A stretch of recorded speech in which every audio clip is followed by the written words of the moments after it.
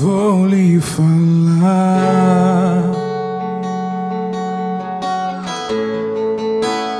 de alguém.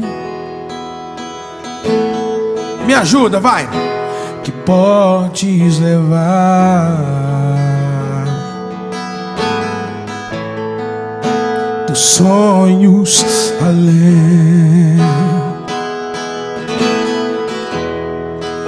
E vou lhe mostrar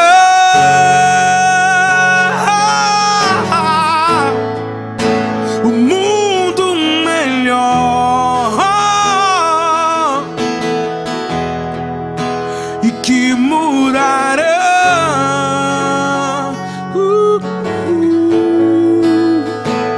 teus caminhos.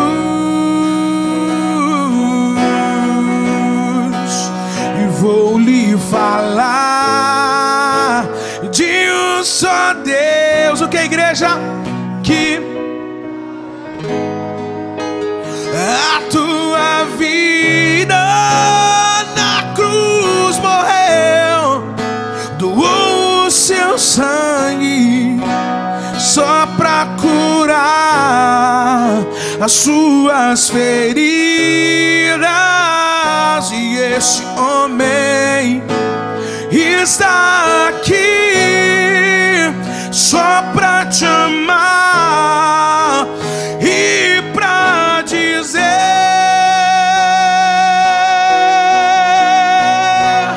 vou lhe falar de um alguém e que mudará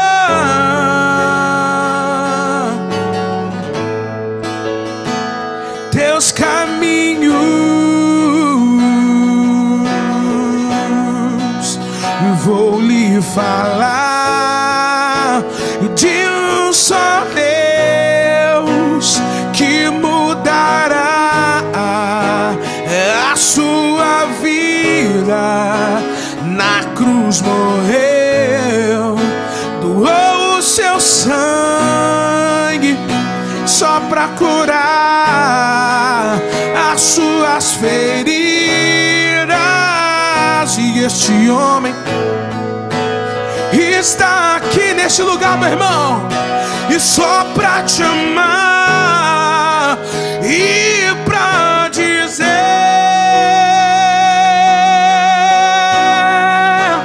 pra que chorar, sofrer, se há um Deus que tudo pode? Aleluia, levanta a tua mão e diz: vai. E pra que solidão desse Jesus Cristo entrar no teu coração? E deixa Jesus entrar no seu coração. Deixa Jesus entrar no seu coração. Uou, Ele está aqui.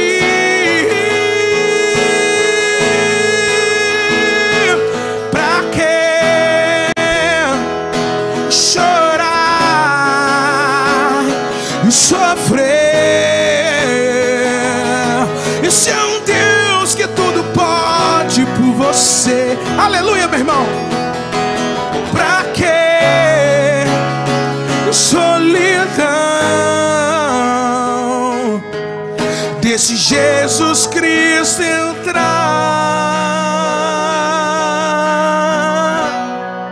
Levanta a tua mão direita no teu coração.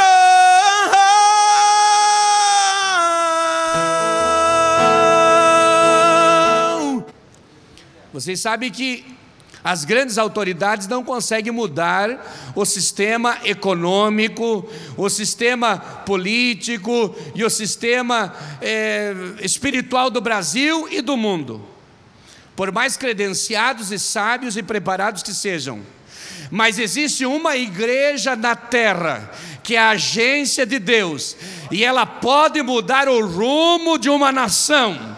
ela pode mudar o rumo de uma família, ela pode mudar o rumo de uma pessoa, ela pode mudar o rumo de um casamento, porque Deus muda, Deus transforma pelo poder do avivamento, no derramamento da palavra. Glória a Deus. O avivamento mudará as coisas através desta agência chamada discipulado da igreja. A igreja vai colocar na rua os seus homens, as suas mulheres, seus jovens, seus adolescentes. A igreja vai colocar nas casas os seus membros e congregados.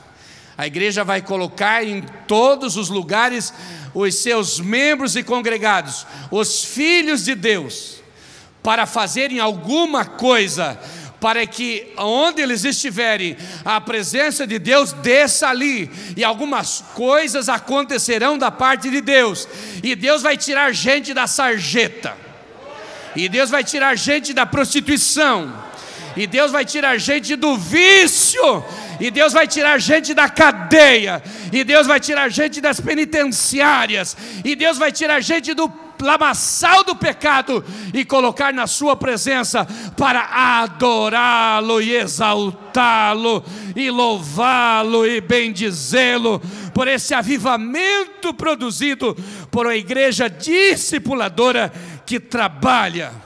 Glória a Deus.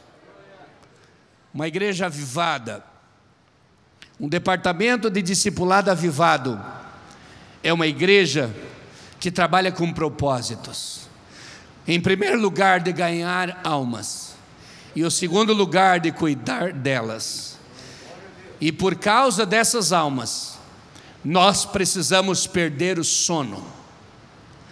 E por causa dessas almas, nós precisamos perder a vontade de passear. E precisamos abrir mão dos nossos lazeres.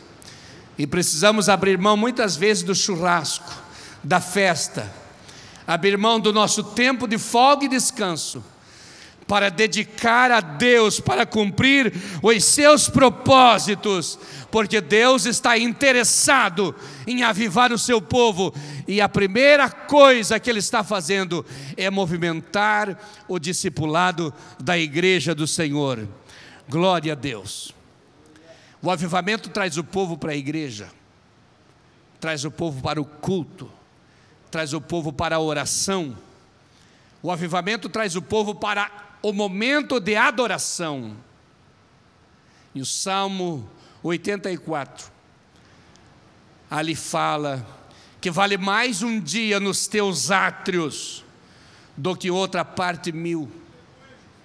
Preferi estar um dia na casa do Senhor do que habitar nas tendas da impiedade.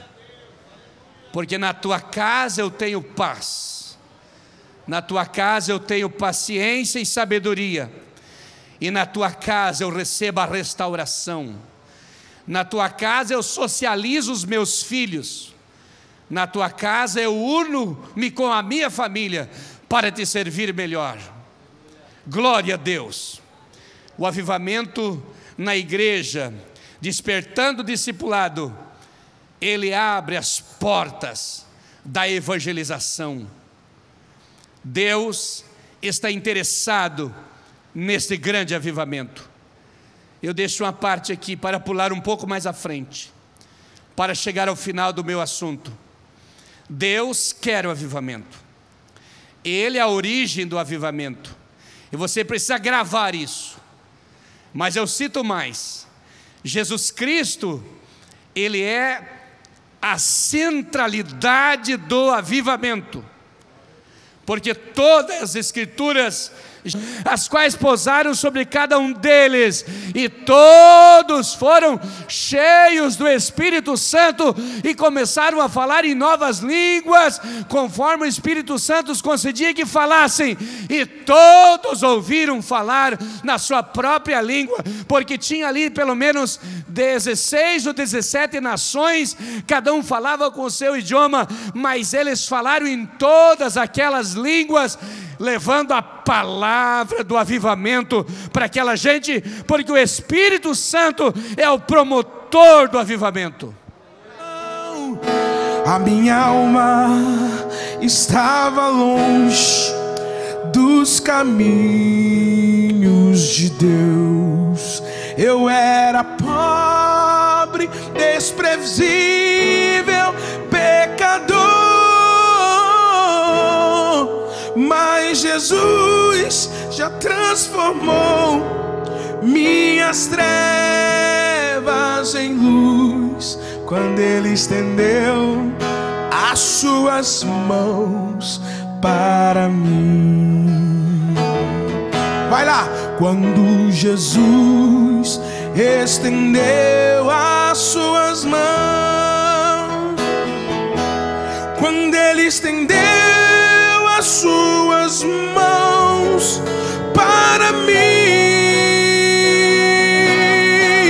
eu era pobre, perdido, sem Deus, sem Jesus.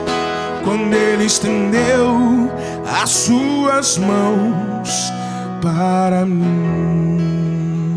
Escuta aqui, esse discipulado me alcançou um dia quando eu tinha 15 anos de idade. Eu não nasci num lar cristão, eu nasci num lar perturbado, eu nasci num lar onde eu tinha tudo para dar em nada. Mas um dia Jesus estendeu a mão dele para mim. Sabe como que eu fui para a igreja? A convite de um baterista que estudava comigo, mas hoje ele se tornou meu baterista oficial. Deixa eu dizer para você, aquele baterista, ele não falava muito dentro da sala de aula, porque ele era tímido, mas quando eu olhava o comportamento dele, era uma maneira muito forte dele me evangelizar e me discipular. Você é uma Bíblia que o povo lê, você é uma Bíblia que a sociedade lê. Tem alguém te observando, o jeito que você fala, o jeito que você veste, o jeito que você comporta. Meu irmão, Jesus vai te alcançar de alguma maneira. Esse discipulado vai queimar dentro de você, para que alguém possa te ver amanhã e dizer: olha, há algo diferente nesse irmão, há algo diferente nessa irmã. Aleluia, oh aleluias. Agora me regozijo desde o que eu aceitei, e na tempestade eu posso sossegar, pois com Ele eu fui liberto. O que é, igreja? Dos perigos do mal, quando Ele estendeu a sua mão para mim. Vai, levanta a mão. Quando Jesus estendeu as suas mãos, quando Ele estendeu as suas mãos para mim, eu era, vai igreja, perdido, e sem Deus, sem Jesus. Quando Ele estendeu as suas... Vamos encerrar, tá lindo, tá lindo. Você levanta a mão lá em cima e diz assim: você que um dia foi resgatado por Ele, você que um dia era das drogas, da bebida, da balada, da festa, do forró, você que um dia andava deprimido e hoje você está liberto. Você tem algum motivo para adorar esse Deus nessa tarde? Você tem algum motivo para levantar a tua mão nessa tarde? Porque enquanto você adora aqui, Deus está curando alguém na tua casa. Enquanto você adora, Deus está salvando alguém na tua família. Essa tarde vai ser uma tarde de milagre, uma tarde de aprendizado, de discipulado, mas vai ser uma tarde de resposta para a tua vida. Oh, decalamanasou. Eu estou sentindo a presença do Eterno aqui dentro. Eu estou sentindo a presença do Eterno aqui dentro. Vamos cantar. Quando Jesus estendeu as tuas mãos, quando Ele estendeu as suas mãos para mim, eu era pobre, perdido, sem Deus, sem Jesus. Quando Ele estendeu as suas mãos pro discipulado nessa tarde.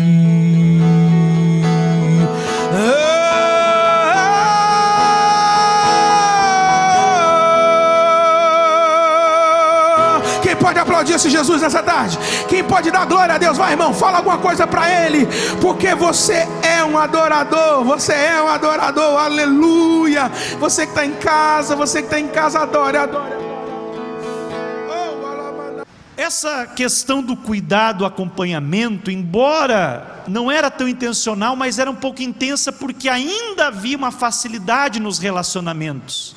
Os relacionamentos eram profundos e havia uma certa perseguição à igreja. Nos anos 90, início dos anos 2000, então o crente se agarrava com outro crente, e tinha aquela amizade. Mas depois, com o crescimento da igreja cada vez mais, esse papel foi sendo deixado de lado, do pai e da mãe na fé, e o discipulado não foi substituído por uma trilha intencional.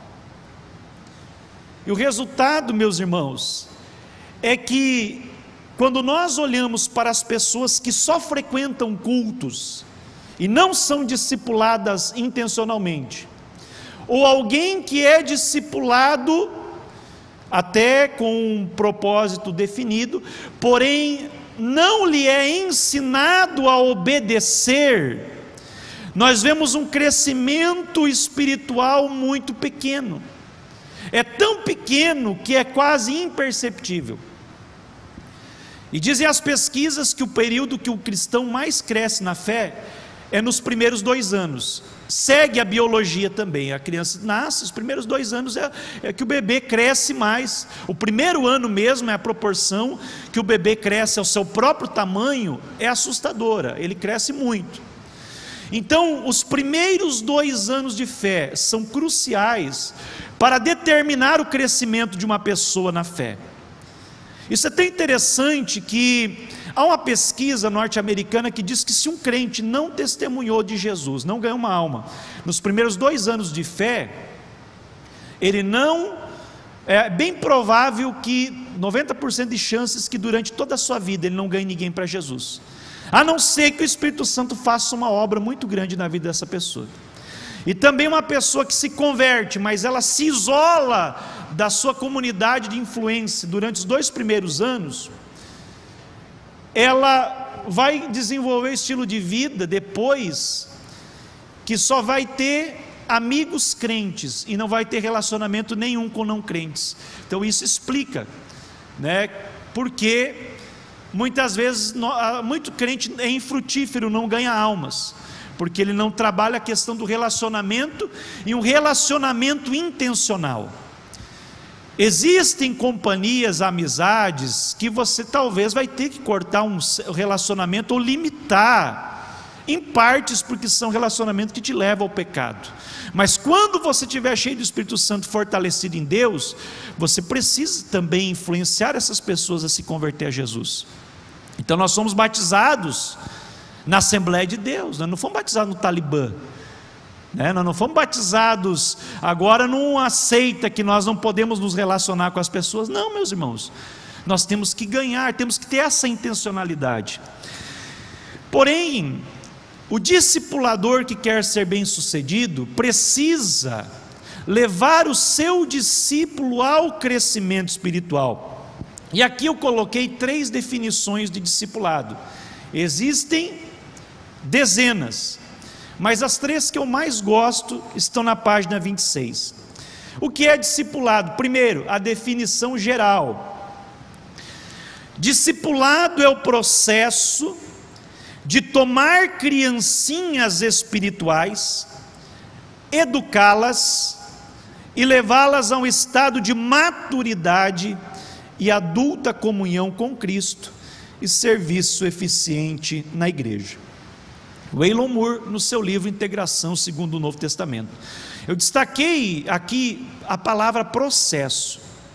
Discipulado é um processo. Como que é esse processo? Ele tem várias etapas e fases, mas ele precisa ser intencional, de tomar criancinhas, o bebezinho recém-nascido, educar, levar a um estado de maturidade, de adulta comunhão com Cristo, ajudar ele a alcançar a maturidade cristã e serviço eficiente na igreja.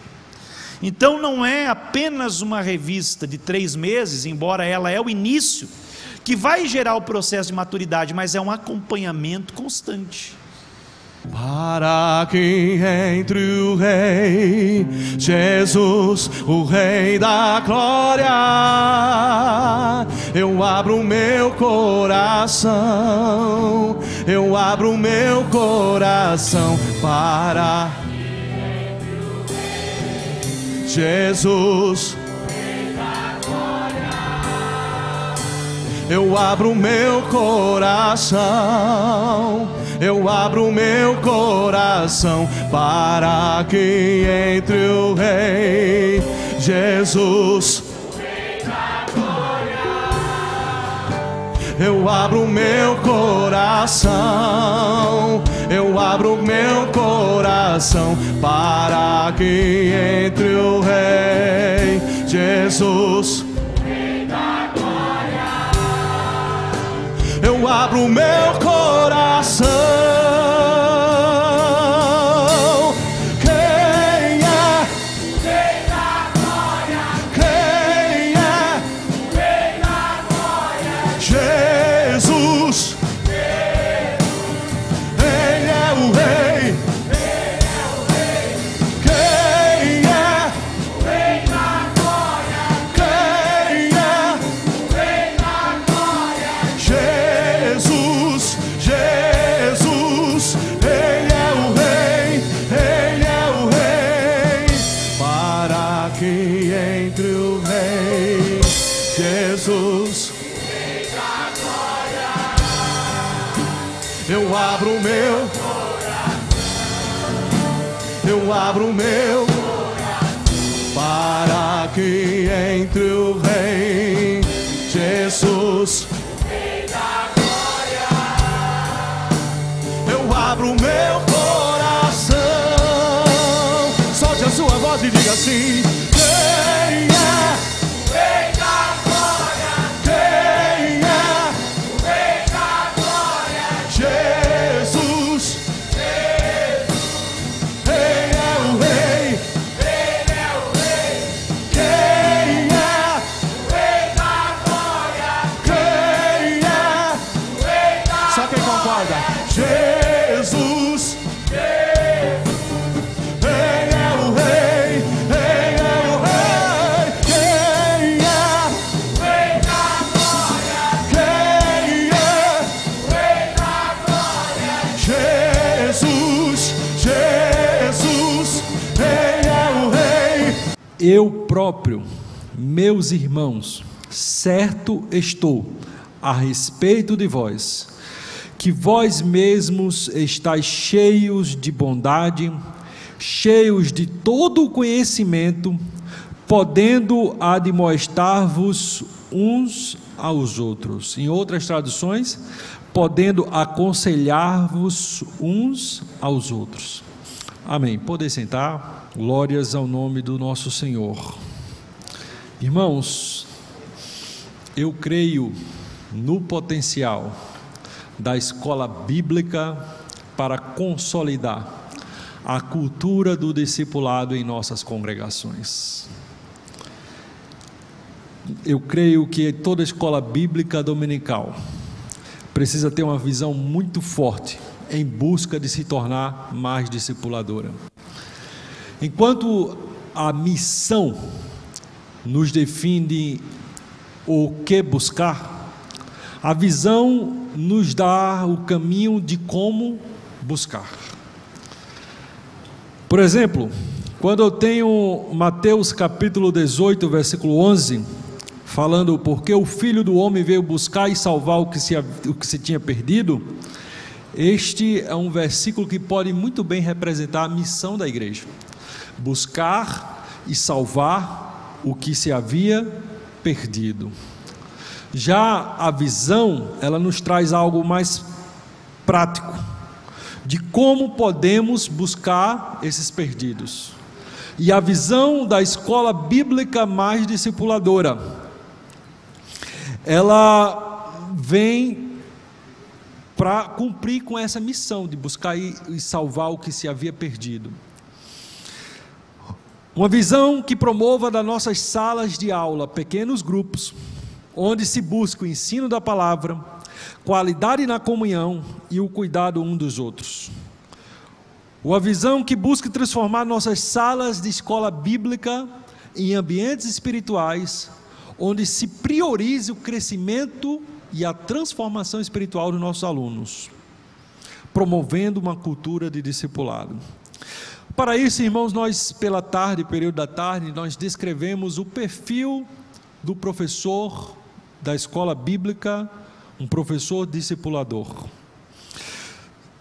Um professor que está preocupado com o desafio da grande comissão de ensinar a obedecer.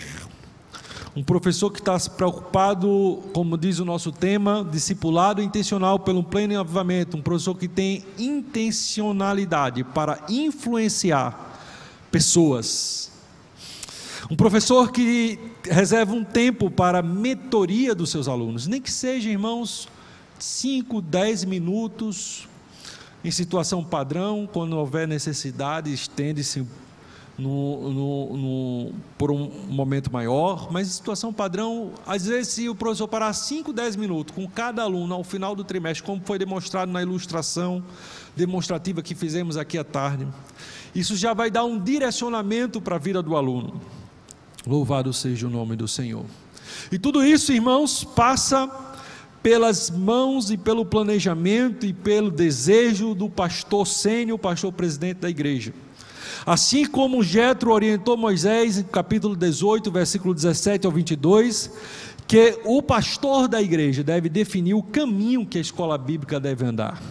O pastor da igreja deve definir a obra que os professores devem fazer. E a escolha de homens e mulheres que sejam capazes de desenvolver o papel de um professor discipulador e superintendente de congregações e de regiões. Louvado seja o nome do nosso Senhor Jesus. E além disso, nós destacamos a necessidade de um processo de formação de professores, que alcance aos professores, aos superintendentes e os dirigentes de congregação. Nós escrevemos esse livro com este objetivo,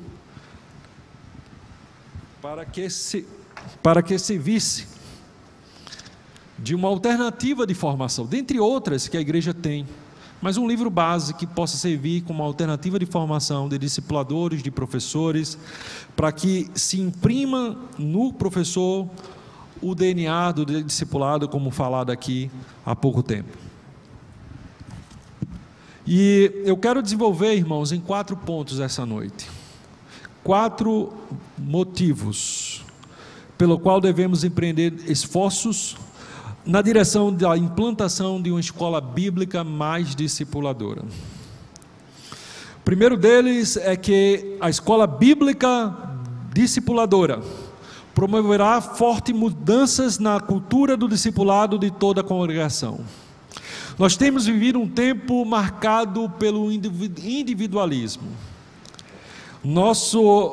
As vidas nas cidades grandes, cada vez mais, é um corre-corre, e esse espírito que impera no mundo, cada um por si, cada um cuidando de si mesmo, cada vez mais os vizinhos não se cumprimentam, cada vez mais as relações de trabalho se objetivam apenas no trabalho, cada vez mais as pessoas notam menos as outras, se interagem menos com as outras, os relacionamentos são cada vez mais superficiais, pensar apenas em si mesmo, quando muito na própria família. Essa é a cultura do mundo que infelizmente tem imperado também em nossas congregações. Eu cito um caso do livro do autor Welch, e ele fala o seguinte: certa vez um homem compartilhou num pequeno grupo que o último ano fora o mais difícil de sua vida. Em resposta, ninguém disse palavra alguma, ninguém jamais o procurou, ninguém perguntou: por favor, fale mais a respeito, como você está agora? Como posso orar por você? Ninguém. Não causa surpresa que tal homem tenha guardado tudo para si mesmo pelos 10 anos seguintes. Com muita frequência silenciamos diante dos problemas dos outros. Silenciar é o mesmo que virar as costas. Muitas vezes nós temos pessoas que estão naufragando em sua fé, em nossos templos, em nossas salas de escola bíblica dominical, até pedem oração, e quando muito o que fazemos é dizer, nós iremos orar, mas não o buscamos mais para saber como você está, meu irmão, aquele processo. Vamos sentar, vamos conversar, eu quero te ajudar em alguma coisa, como que eu posso te ajudar? Não manifestamos interesse prático, nós temos um amor retórico que não se reverte na prática. O meu Deus se movimenta ao som da adoração, é muito forte o toque das suas mãos, inclina seus ouvidos para me escutar. O meu Deus, ninguém consegue dele se esconder, e se ele não quiser aparecer, faz seu povo entender que em meio ao silêncio está. Ele está aqui, tem glória dele aqui, tem cheiro dele aqui, sua resposta é fogo sobre o altar, e tudo que é mentira está sendo consumido. Quem vai adorar? Ele está aqui, tem glória dele aqui, mal tem que cair, profetas da mentira irão se dobrar, irão reconhecer, terão que confessar que só Deus em toda a terra e céu, e outro igual não há. Quem pode erguer as mãos assim e declarar bem forte? E outro igual não há. Só quem veio adorar. E outro igual não há. Vai dando liberdade a ele aí. E outro igual. Sofrene que ande mani vai até vindo bastai. E outro igual. E ele está aqui, tem glória, tem cheiro dele, sua resposta é fogo sobre o altar, e tudo que é mentira está sendo consumido. Quem vai dar liberdade a ele aí? Ele está aqui, tem glória dele aqui, mal tem que cair, profetas da mentira irão reconhecer, terão que só Deus em toda a terra e céu, e outro igual não. Vamos encerrar bem bonito para Jesus, igreja, dizendo bem forte. E outro igual não há. E outro igual não há. Oh, e nunca houve, nunca haverá. E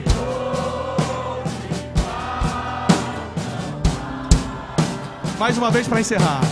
E outro ne pastor blasai. E outro igual.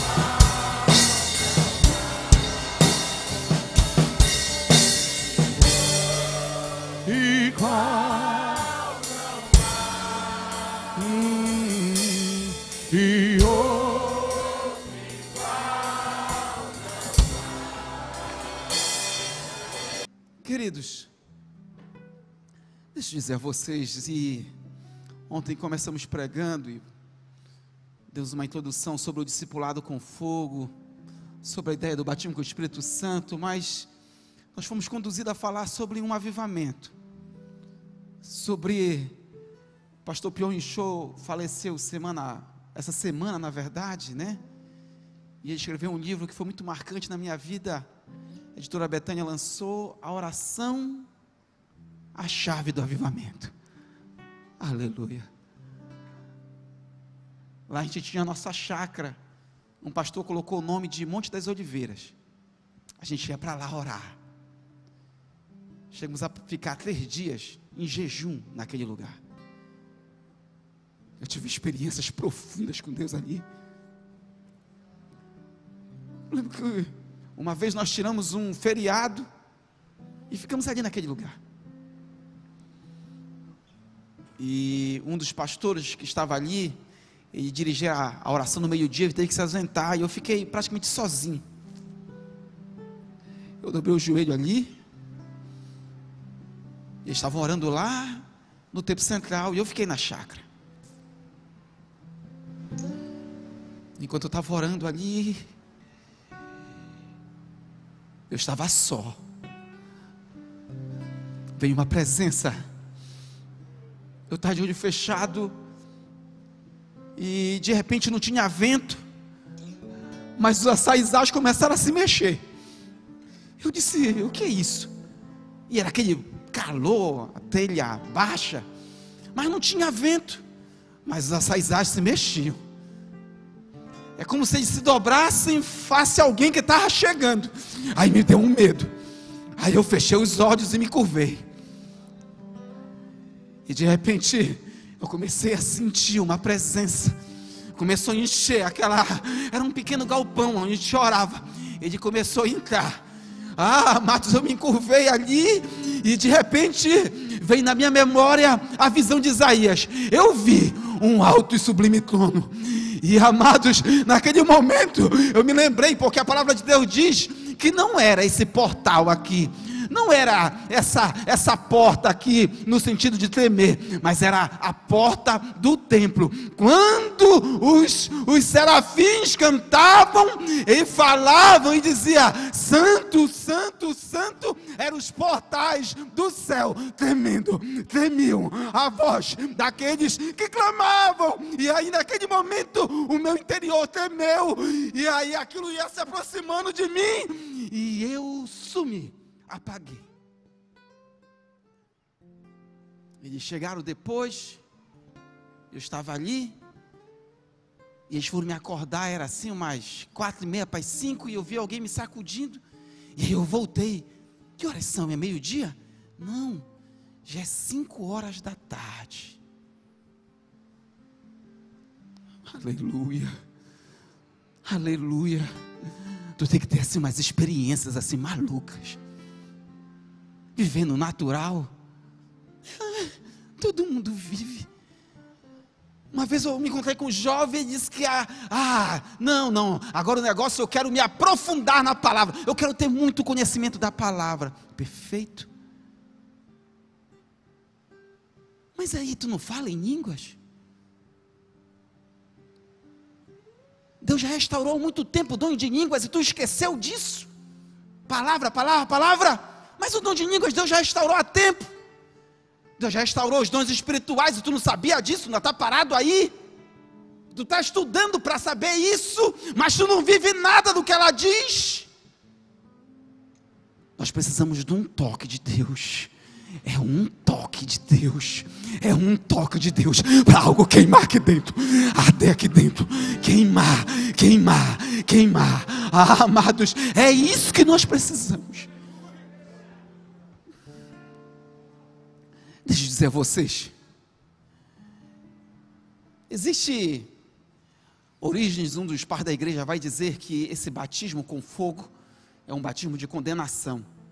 Ele vai fazer uma interpretação errônea. Champlin até fala sobre isso enquanto intérprete. Ele vai dizer que os dois batismos se referem ao batismo com o Espírito Santo. E Agostinho vai falar sobre o cessacionismo. Isso vai, por um decorrer dos séculos, ecoar. Cessou os dons espirituais.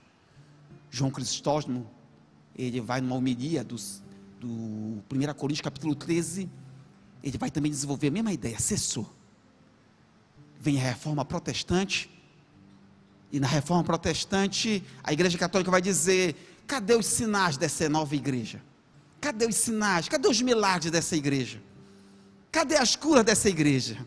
Aí, Lutero vai responder com sensacionismo: cessou, cessou. Ele vai pegar Agostinho e vai dizer: cessou, parou, na era apostólica. Montano, ainda no século II, século III, ele vai trazer um avivamento, vai se falar em línguas, mas ele vai cometer um erro e dizer que a palavra profética vai ter o mesmo peso das Escrituras, e por causa disso ele foi tido como um herege e foi condenado o movimento dos montanistas. Mas hoje, alguns comentaristas bíblicos dizem que eles erraram, no sentido de que lançaram todo o movimento fora, por causa de um erro. E a igreja passou séculos e séculos, onde havia pequenos movimentos, pequenas coisas, pequenos moveres. Mas o nosso Deus, Ele vai restaurando a noiva. Ele vai restaurando a noiva. Ele vai restaurando a noiva. Ele vai restaurando, vai restaurando, vai restaurando. Oh, amados, até que chega o século 20, o século do Espírito Santo. Deixa eu dizer a vocês, uma vez eu lendo uma pesquisa feita pelo pastor Joel Comiskey, nas maiores igrejas do mundo, ele vai escrever um livro, eu acredito que é chamado Multiplicando a Liderança. Ele vai dizer o seguinte: todas as igrejas, todas as grandes igrejas, que de alguma forma exerceram uma influência local, causaram impacto local, elas têm um plano intencional de desenvolver o novo convertido a um papel de liderança. Eles têm esse trilho, eles têm um trilho de crescimento. Eu vou passar aqui um slide, passa o primeiro slide, para os irmãos entenderem o que é esse trilho de crescimento. Aqui aparece um pouco pequeno, mas aí vai dizer quando nesse trilho a pessoa entrega a vida a Cristo. Aí vem o segundo ponto, aonde ela vai fazer um curso, um treinamento para discipulado. Vai vir o terceiro ponto, aonde ela vai participar de um treinamento para acompanhar os novos convertidos. E aí, cada uma dessas bolinhas são um trilho, é um caminho a seguir do novo convertido, é um trilho. Pode passar o próximo. Esse próximo trilho de crescimento, esse próximo slide aí, pode passar, querido. O próximo trilho, esse é de uma igreja, da comunidade de Ribeirão Preto, pastor Danilo Figueira, e realmente a pessoa ali é o evangelismo, é um projeto muito poderoso, que é a Casa de Paz, é um projeto onde se evangeliza a partir das casas, é algo interessante. De lá vem o processo de consolidação, como se fosse um livreto dado ao novo convertido, como os irmãos fazem.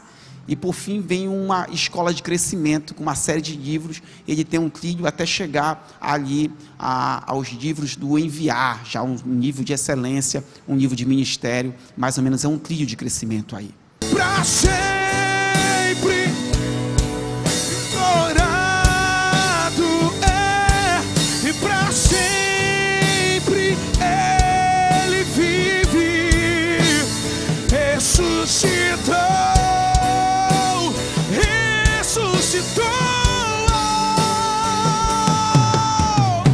Levanta a sua mão nessa noite e adore a Ele.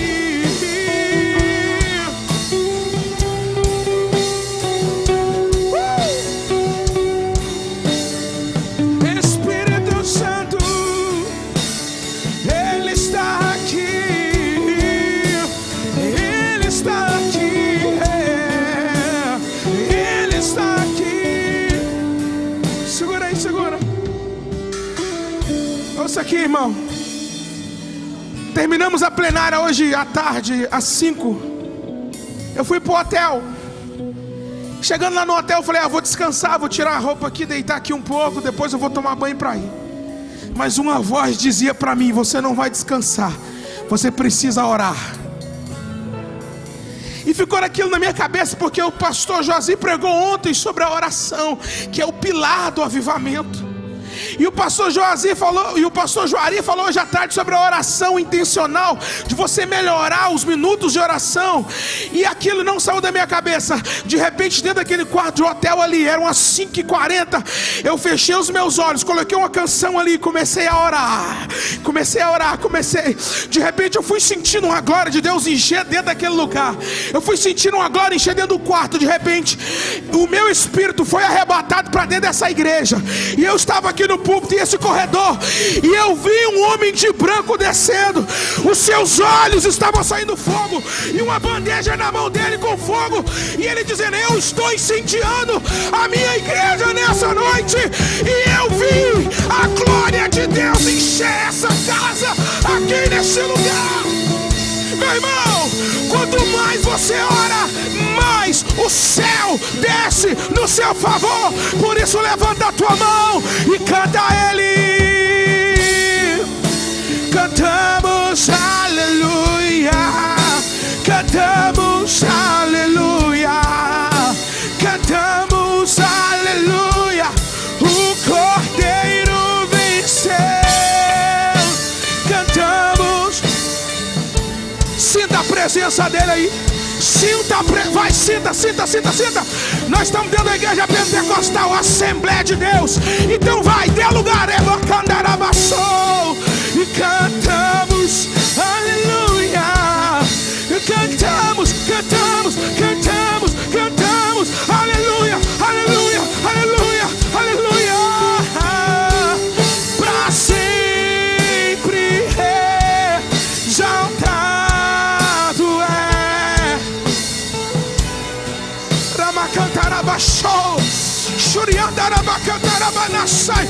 Eu estou sentindo Deus aqui. É o aleluia, oh aleluia. Ah, Espírito Santo, como é doce a tua presença aqui, como é real. Você que está em casa, vai. Você está sentado, está na sala, está na cozinha, está no quarto. Sinta. Ei, tem alguém aqui? Tem alguém aqui que possa sentir essa glória?